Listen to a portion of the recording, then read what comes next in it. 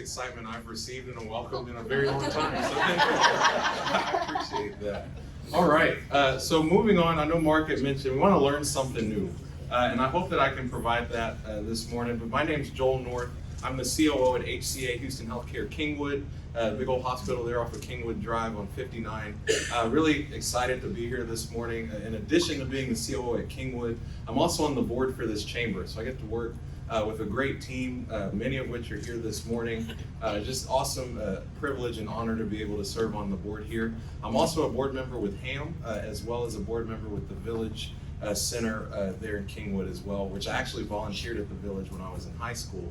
So to be able to now be on the board there is really fulfilling to me as well. So I'm real busy here in the community. I enjoy doing that, being here, being a part of these breakfast events, the lunches on the boards and such. I really do appreciate really this community, really open arms welcoming me in. I'm actually originally from Katy, Texas, so way out west. We actually moved back there so my parents can help me with our child, which has been very helpful. I'm still not sleeping, but it's okay. In any case, really, just welcome to be here this morning. Just really glad about that. So, with that, I was going to put up a bunch of baby pictures here and talk about myself a lot, but that felt a little selfish, so I put the rest of the team up here. John Corbeil, you'll see top left, is our CEO. Our Chief Nursing Officer is Darren DeSimone. Myself, Dr. Maroof is our CMO, and Virgil Winslow is our CFO. And then the rest of our diverse team you'll see there really is made up our day-to-day operators. So the two ladies you see, Amika and Leah, on the left side of the second row there, they support me in all of my departments. So really as a COO, day-to-day, I support our business development function, really all of our strategy, which I'll talk more about this morning. Being business leaders, figured that'd be the best use of our time. As everybody realizes when you're sick, you go to the hospital. But of course, there's all this other stuff that I get to do every day that really supports all of the efforts, and really with our clinicians, with our nursing staff, with everybody. And really, I think that's the cool part that I get to do each day, is to support those who support others, which is really exciting. Talk about that strategy. And then in the middle, Carly and Octavia are our chief nursing executives that support on Darren's team. Eric Renard on the far right is our brainiac whiz kid. He is our ACFO and truly is more gifted in numbers than I ever imagined. I come up with things and then Eric tells me if they make sense or not, which is awesome. And then Nakia is our vice president of quality, Jared Brown HR, and Amy Brown, who's been at Kingwood for 25 years, I think it is our statesman there and keeps us all in the know. She's our VP of business development, so I work very closely with Amy on the strategy and development side. And so looking at the facility, just kind of gave a little bit of an overview here. We're up to 457 licensed beds, which it's amazing when you think about it. And I talked to Dr. Basildua, Dr. J. Aram, and others who helped found the facility. Really is a testament to long-term planning. And when you have a facility in a community, you support the community supports the facility, what it can be. When they bought that hospital back in 1991, when it originally opened, it was supposed to have been a mall, which I'm sure many of you are aware of. So you think about a group of doctors purchasing a mall, and now what we are today really is a testament to what a hospital can be in the community. And I keep stressing that community piece because we really do want to be, and we exist to be, really leading level medicine outside of the med center. I was talking with our table earlier about traffic and how awful it really is in this Houston area these days. And I'm just imagining it every single day, the people of Kingwood, of New Caney, Porter, around, if your only healthcare option was in the med center, what that would mean for all of us, right? So we exist to solve that problem. And as you see here, we've grown to 457 beds. We're seeing almost 110,000 ER visits through our ERs, which we've got one in Cleveland now, Fall Creek, as well as Atascocita with the new acquisition there. And we're always looking at how we expand that. We've got 4 cath labs, our neuro IR program with our stroke program. The Care Now urgent cares are also all HCA. So we've got the one on North Park, which stays pretty busy. We've got in Kingwood, we're actually building another one here at Valley Ranch, which we're a little behind schedule on, but excited to finally get that open. And then we also have robotic surgery, our GME programs as well. I highlight GME because, again, as a strategy, we talk about the med center and all these big facilities and things there.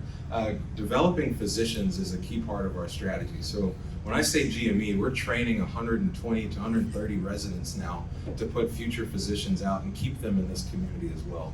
There's a huge gap right now in really physician manpower in primary care specifically, and so us having an internal medicine program as well as emergency medicine, surgery, we're able to train the physicians of the future right here in Kingwood in East Montgomery County, which is extremely exciting.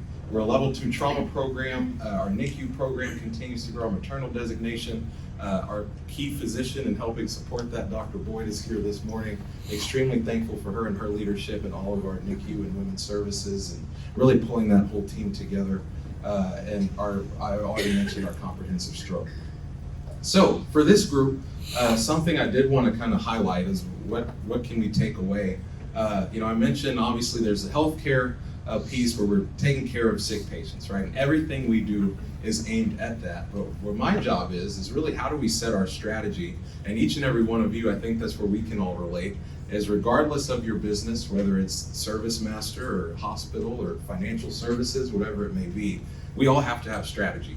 And so for us, as we looked at 2024, this is our strategic priorities for this year. And every year we take a lot of these forward, and I'm sure you all are very much the same, right? Regardless of what widget or service you provide, your strategy has to be clear, has to be concise, and your actions every day hopefully are supporting your strategy, because if not, we're all lost, right? And so as you look here across the hospital, me and my CEO, our CFO, Amy, we really sit down and what do we want to look at, what do we want to be? So starting at the left-hand side there, a capacity and network optimization. I won't go into too much detail on these, really just want to keep it high level, but really what that means is this area is growing. You all know it's growing. We're all doing business here, and you can feel that. We actually, with a study, found that we're actually growing in these zip codes that we define as our micro market, so that's Cleveland, Humble, Kingwood micro market. We're growing at 5 times the national rate at this point. And so what does that mean is that my 457 beds is already too small. And so we've got to figure out how do we address our capacity, how do we continue to increase our network and leverage that network to ultimately drive services to the facility. And so what you see there, kind of the key tactics, our transfer center. I mentioned, really some of the macro growth in the area. But one headwind we have in healthcare generally, if you read any healthcare news, is that rural facilities are stressed right now. So what that means is you look out north of here, between here and Tyler, all of the facilities in between really meet what we would call rural healthcare centers.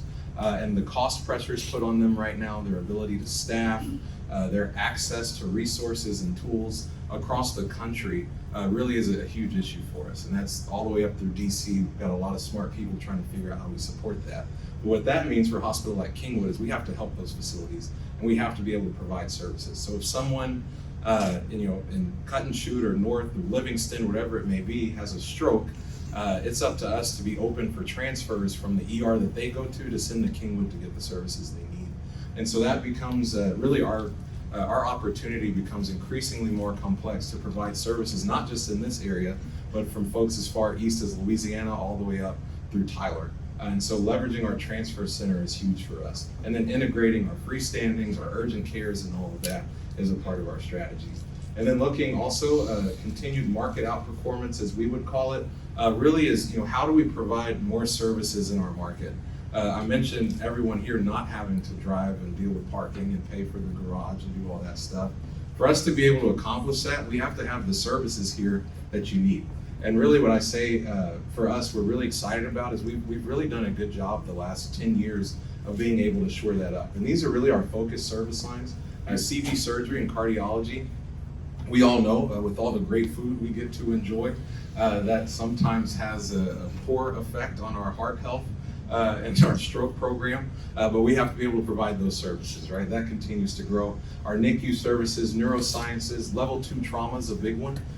We mentioned earlier just our opportunity and really what is our responsibility in this community. Along 59, there are more wrecks than I would ever hope to see in a community, and we of course see a lot of those through our facility. And so with that, we decided we're going to invest in a trauma center to take care of injured patients in this whole region. And that's been a great lift for us. And back to the strategy piece, we're also always looking ahead.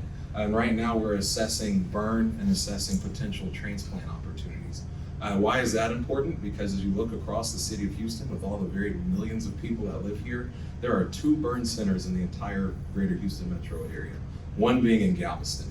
So if you just put that in perspective, it really, and there's only 2 level 1 trauma centers as well. So we're also assessing that and how do we increase our services. Going along to more internal focus as part of our strategy is the stakeholder engagement. Again, being business leaders, a part of all of our strategy has to be how do we engage our staff, how do we engage our customers, how do we engage the key people of our business. Regardless of what we do, people is your biggest cost, and it's also usually your biggest driver of success. And so for us, we can't have any strategy that exists without how do we engage our physicians, how do we engage our staff, how do we engage our community members in the work we're doing every day. And so that really is what we're trying to do there. And then you'll also see what says their premium labor reduction.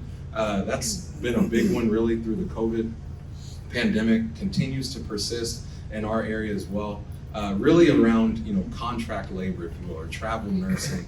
And what that looks like is when things are in high demand, you find folks that are able to take the opportunity to say, you know what, I'm in New York, it's gotten hit real hard. New York puts out a bunch of ads that say we need nurses really bad, and we'll pay 4 times the market for those nurses, right?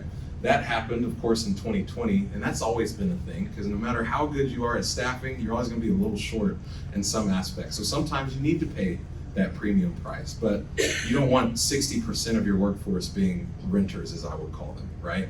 And so for us, we unfortunately got to that point at the peak of the pandemic because there was no nurses around. And so for us, really we continue to want to drive that down. And just last year, we actually added over 200 nurses to our workforce that were able to say that they live, operate, work in this area, and they're not renters, they are owners of our culture, of our community, and so we're excited about that. So we want to continue to drive that down. And then lastly, is really the operational piece. Again, no matter how much you engage your folks, no matter what your strategy is, how you're leveraging your business decisions, if you have a bad product, no one cares, right? And so that's where it comes into play every single day is how does our strategy reinforce our operations? So what, for me, that looks like is my surgical services department, our OR is functioning well. We've got good quality throughput, we've got good quality indicators, our ER gets people in, gets people out, we take care of everyone. And then of course, length of stay management is a big one. If you come to the hospital and you're supposed to be there 4 days and we keep you for 10, that's not good for anybody. You're upset, your insurance payer is extremely upset. And then of course, it's an opportunity for us where we have people waiting on those services that we can't get. So ultimately, as you look at 2024, these are our priorities. Wanted to share this with you all. I wouldn't normally get into all of that, but as business leaders being at this breakfast, wanted us to take something that we could move forward. So just for the group, I challenge everyone, what are your strategic priorities for 2024? What is Q1, Q2, Q3, and 4? Sometimes that can change a bit, but I encourage everybody, if you haven't gone through that exercise, to do that, and I hope that I was able to provide that this morning. So thank you.